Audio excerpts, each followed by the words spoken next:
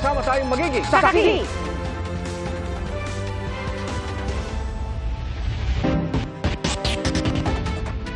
Igan, bumalo na naman sa 48 degrees Celsius ang pinakamataas na heat index o damang init na naitala ngayong araw. Kaya po ang ilang lokal na pamahalaan nagsuspindi na ng face-to-face classes hanggang Biyernes.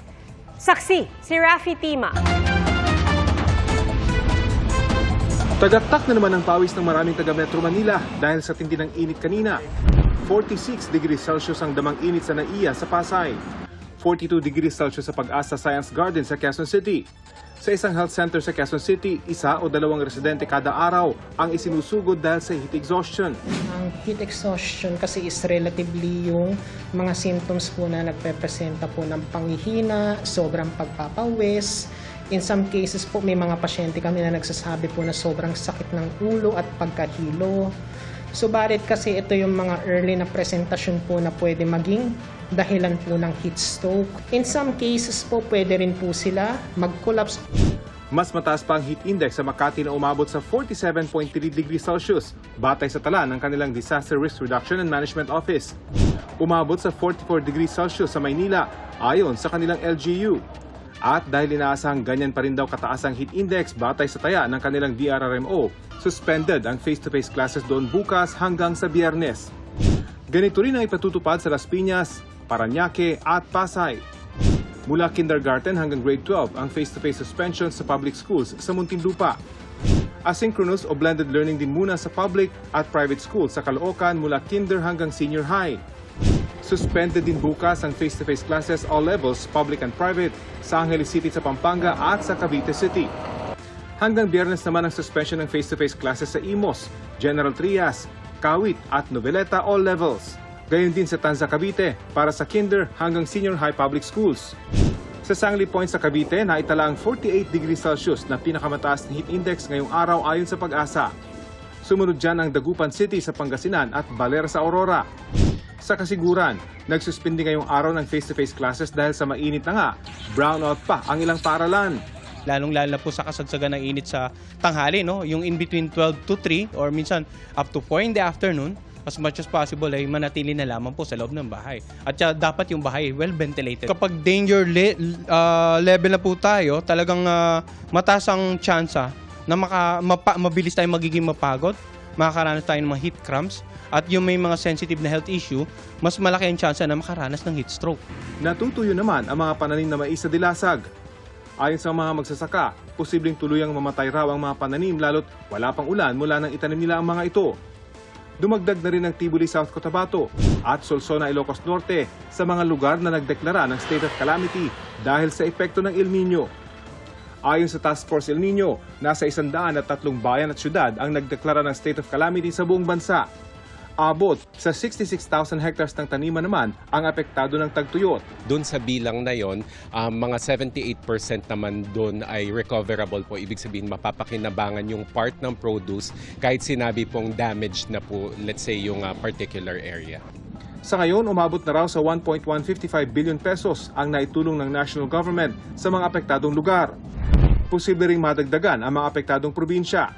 Sa projection ng National Irrigation Administration, 265,000 hectares ang posibleng maapektuhan. Ang rekomendasyon nga ng DA is to declare a state of calamity kung pasok kayo doon sa criteria.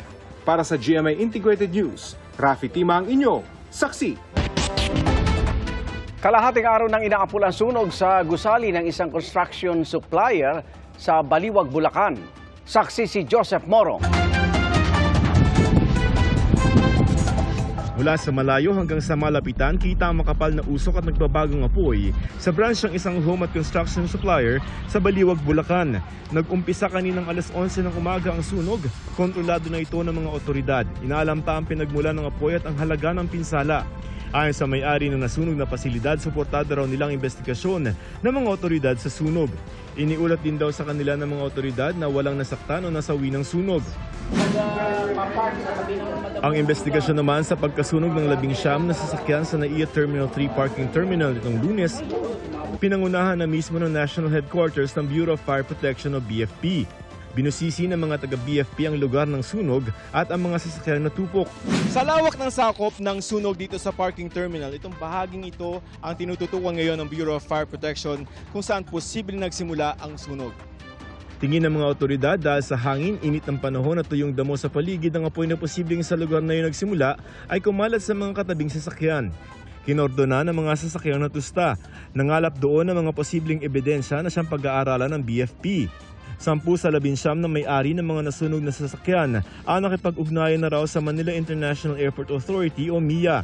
May siyang pa kami inaantay kasi parang galing nga sa abroad itong may-ari.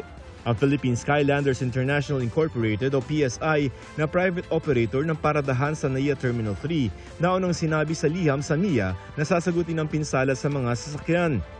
Pero hindi raw ito pag-ako ng pagkakamali o kapabayaan. Nakikipag-ugnayan pa ang GMA Integrated News sa PSI at naghihintay ng kanilang tugon. Para sa GMA Integrated News, Joseph Morong ang inyong saksi. Inirereklamo ngayon na isang guro sa Iloilo matapos niyang sapilitan umanong isinubo sa biktima ang chewing gum na iniluwa ng kaklase. Saksi si Kim Salinas ng GMA Regional TV, 1 Western Visayas. May mga sugat sa paligid ng bibig ni Toto, isang grade 7 student sa Santa Barbara, Iloilo. Maluha-luha niyang ikinuwento na nauwi sa ganito ang simpleng pagguya nila ng kaklase ng bubble gum. Kung ko man kami kakadlawanay, man kami sa likod to, ipos man lang kami. So kaang kami bubble gum. Itinapon na raw niya ang kanyang chewing gum. Habang ang ginuya ng kanyang kaklase, idinikit ito sa kahoy na bahagi ng kanilang mesa. Nagpuksit na tapos ang ginbarambon na itong bubble gum. Tapos nabal na aboy ko. Ginaboy ko man may naigop. Pag-aboy ko. Pero na magreklamo raw ang kanilang kaklase, lumapit ang kanilang guro. Tapos namoto nagtindag si sir. Kagin pangkadol namin kay purot na dyan ang bubble gum. Kagin baba ko. Nasa lubsob ng kahoy sa chewing gum ang mukha ni Toto sa pilit na pagpapakain nito ng kanyang guro. Namaga ito at nakaramdam siya ng hapdi. Sabi pa raw ng guro. Estudyana nila kami kung sino daw makick out. Kaya si Toto, takot na raw bumalik sa eskwela. Tuloy, galit ang lola ni Toto na siyang tumatayong guardian. Kaya ginaisip, kadamo sa leksyon nga ginaano na dapat sa baylinti nga ginahimo, mga baylin sa inahimo sa mga mistros kabataan. Ginliwat na pa.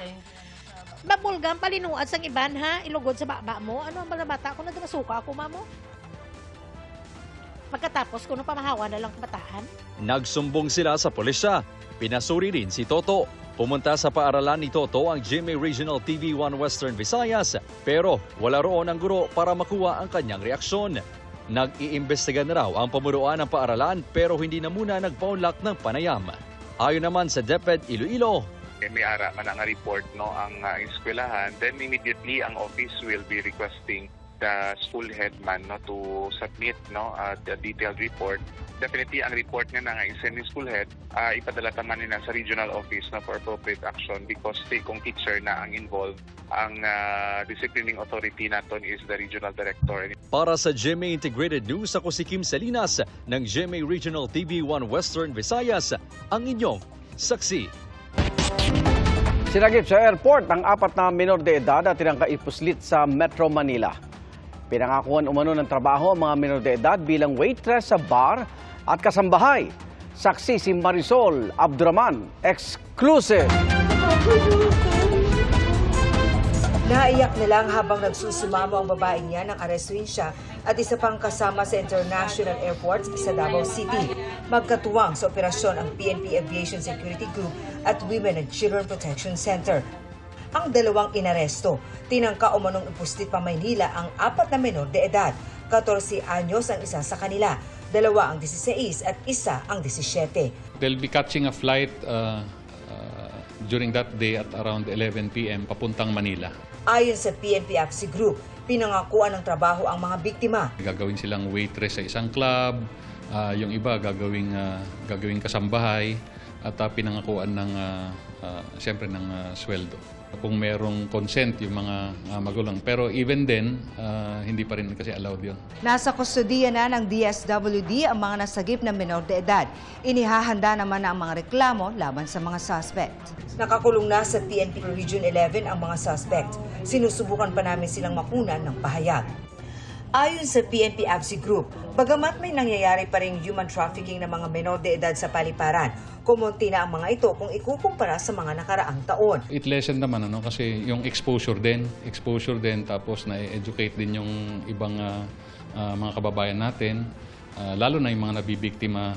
Base sa tala ng Philippine Statistics Authority, as of June 2022, sa mahigit 1,000 child abuse cases na tinugunan ng DSWD, mahigit 100 sa mga ito ay biktima ng trafficking.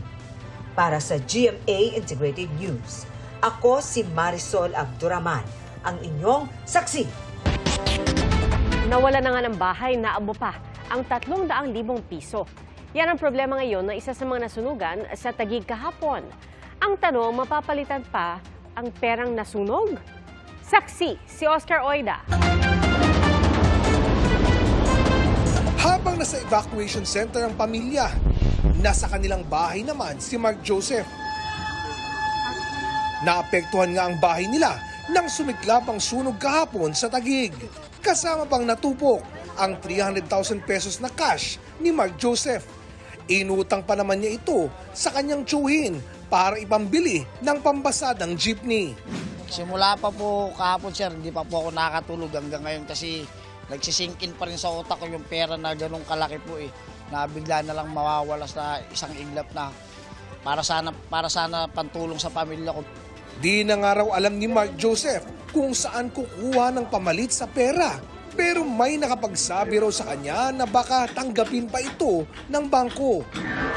Mapapalitan pa ba ang mga sira-sirang pera? Alinsunod sa Bangko Sentral ng Pilipinas, Circular Number 829 Series of 2014, may 3 S o pamantayan ang BSP sa pagpapalit ng perang mutilated o napunit, nasira, nasunog, inanay o nginatngat ng hayop. Unang S, size. Kailangan may natirang 60% ng nasirang pera. Pangalawang S, signature. Kailangang may natirang alinmang parte ng pirma ng BSP Governor o Pangulo ng Pilipinas. At pangatlong S, security thread na kailangang kita sa pera. Kapag may nasirang pera, dalhin ito sa pinakamalapit na bangko at ang bangko ang magdadala sa BSP para masuri kung may halaga pa ito. Kaya kanina, pumunta si Mark Joseph sa isang bangko malapit sa kanilang lugar. Pero di raw muna pinaiwan sa kanya ang mga nasunog na pera. May requirements pa raw kasi na kailangan niyang ipasa. Ang sabi po ng manager, valid ID po tapos certificate na katunayan na nasunugan po kami. Ano sabi, may pagkasa ba daw? Wala pong sinabi kasi hindi rin po nila alam. Positive lang, sana mapalitan pa para hindi na kami mahirapan kahit papano mabawas-bawasan yung problema namin kahit nasunugan kami. BSP ang magdedesisyon kung pwede pang palitan ang nasunog niyang pera. Para sa GMA Integrated News, ako si Oscar Oida, ang inyong saksi. Nagbabalang Malacanang at DICT kaugnay sa kumakalat na video na ginamitan ng pinekeng boses ni Pangulong Bongbong Marcos. We must not allow the other nation to abuse our rights and sovereignty within our territory. Iginiit ng DICT na hindi ang Pangulo ang maririnig sa video na yan kung saan ipinag-uutos ang pagganti sa China kung kinakailangan para matigil ang pambubuli. Anila, posibleng ginamitan ito ng artificial intelligence para makopya ang boses ng Pangulo. Tinawag namang deep fake ng palasyo ang video. Apela nila sa publiko, maging mapanuri. Ipinatanggal na ng DICT ang naturang video sa YouTube pero may ilang kopya pa rin na kumakalat online. Makikipag-ugnayan ng DICT sa PNP at NBI para matukoy kung sino ang nasa likod nito. Mga kapuso, sama-sama tayong maging saksi. Mag-subscribe sa GMA Integrated News sa YouTube at para sa mga kapuso abroad, samahan niyo kami sa GMA Pinoy TV at sa www.gmanews.tv.